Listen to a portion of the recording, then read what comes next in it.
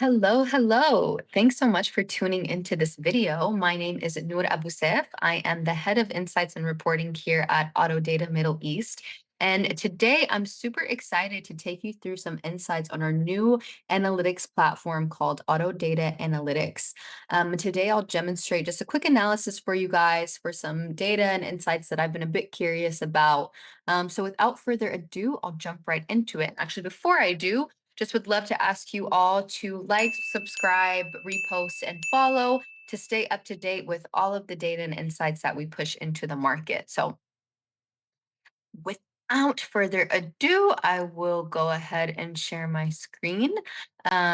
So, what we'll be looking into today is once again auto data analytics. I will sign in here. Today, I want to review some pricing trends and evolution for the SUVC slash C plus segment here in the UAE. So, what I've gone ahead and done already is preloaded my car segment. And my basket is a mix of, Chinese, Japanese, Korean. Really curious to see how the Chinese perform in this segment. So I've chosen a Mazda CX-5 plus a Toyota RAV4, a G-Tour Dashing, a Hyundai Tucson, and a Geely Coolray. So I'll go ahead and run my report here. And as the data populates, so what we're looking at here is model year specific pricing. So the solid lines show the new car price at launch for each model year, and the dotted lines show the current used market price today for that same model year. So this isn't a time series of cars aging. It's a snapshot of how much value each model is retaining today. And when I look at this first and I watch the data populate, it's really interesting to see here that there is an upward trend in pricing for this segment, which lets me know that this segment is resilient and there is demand, flowing demand into it, which makes sense. The UAE is a SUV dominated market as well as the GCC in general. People love their SUVs here, off roaders, families, so on and so forth. So if we take a look at each car and how it performs over time, I mean, starting with the Mazda, you can see that the new car price has remained relative for the most part. But in 2026, they upped the price a bit. But it's interesting to see how the resale value of that, the used car value of it, responded to that pretty well.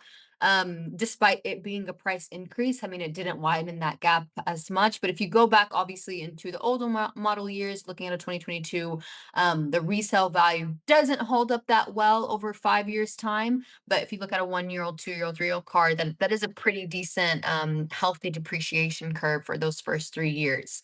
If we take a look at the next car, the Toyota RAV4 here in the lime green line, this obviously, I mean, Toyota remains pretty neutral in their pricing over time. Now, some models might go up.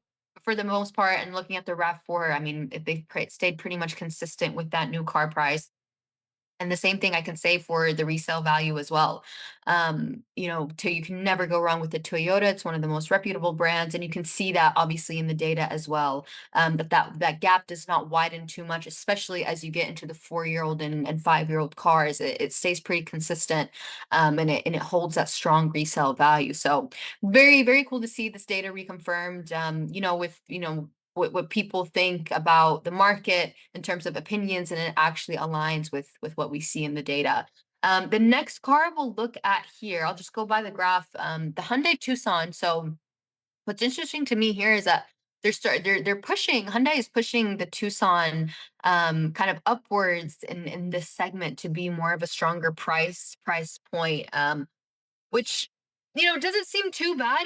That is not too wide, but for a new car value, that gap is kind of wide as for a 1 year old car, meaning that car probably depreciates a little bit over the regular 17-20% in its first year. So it looks like Hyundai is doing some price positioning here and trying to position this car as a stronger car in the market. But obviously, with time, residual values, need a bit of time to catch up with that, especially with kind of a sensitive market here in the UAE. When we look at the next car, looking at the G Tour, now this is what I found interesting.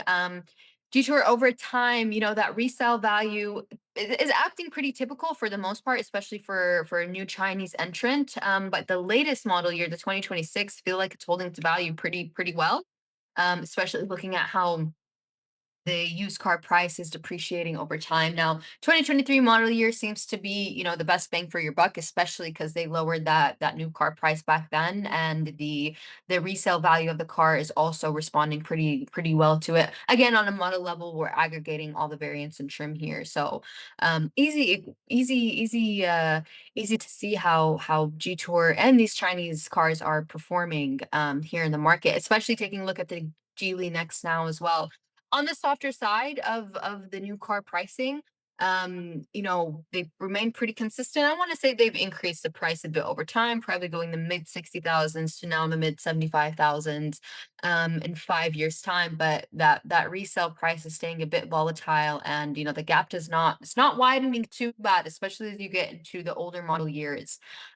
So very cool to see how all these cars align and how this basket of vehicles perform over time. And this the idea with this segment that we're doing. I'm thinking about calling this Cars and Coffee, so that we can run some analysis together over time. But yeah, would love to hear some feedback from you guys, what you think about this kind of data, what it means to you here in the automotive market and in the GCC. So I'll wrap this up for this episode. Once again, please subscribe, like, follow, repost. Would love to hear from you guys. If there's any requests for any basket analysis or residual value analysis that you guys would like to see, would love to hear from you all. So thank you once again. And until the next episode, bye bye.